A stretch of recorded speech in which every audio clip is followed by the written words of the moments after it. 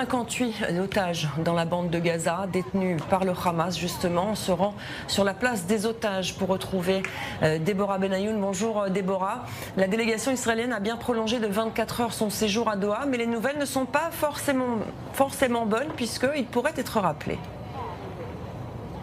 Bonjour Myri, effectivement la délégation israélienne qui se trouve donc actuellement à Doha au Qatar pour les négociations pourrait revenir tout prochainement. En tout cas le Premier ministre israélien doit prendre sa décision dans les prochaines heures et si aucun progrès n'est réalisé dans les négociations, et il semblerait bien que ce soit le cas, apparemment selon le Premier ministre du Qatar, les négociations n'ont abouti à aucun progrès en raison du fossé trop grand qui existe entre les deux parties, un fossé qui semble donc irréconciliable. L'une des deux parties cherche à parvenir à un accord global à Gaza, tandis que l'autre souhaite un accord partiel. Il a ajouté aussi qu'il s'attendait à des avancées après la libération d'Idan Alexander la semaine dernière, mais qu'en raison de l'attaque qu'il qualifie de sans précédent de Tsahal à Gaza, eh bien, il n'y a pas eu d'avancée. Et donc, selon lui, c'est à cause d'Israël qu'aujourd'hui l'accord semble s'éloigner. Il incrimine donc Israël. Selon des sources arabes, il n'y aurait même eu aucune discussion depuis samedi, et tout cela serait dû donc à Benyamin Netanyahou. Donc encore une fois,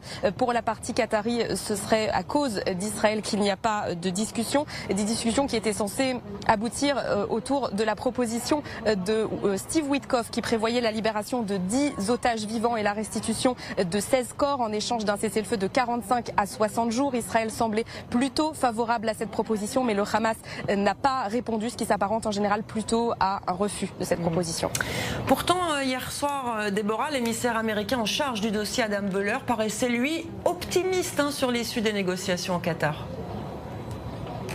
Oui, l'envoyé spécial de Donald Trump était invité lors d'une conférence à New York du Jerusalem Post et effectivement, il semblait plutôt optimiste, il voyait plutôt des avancées. Je vous propose de l'écouter.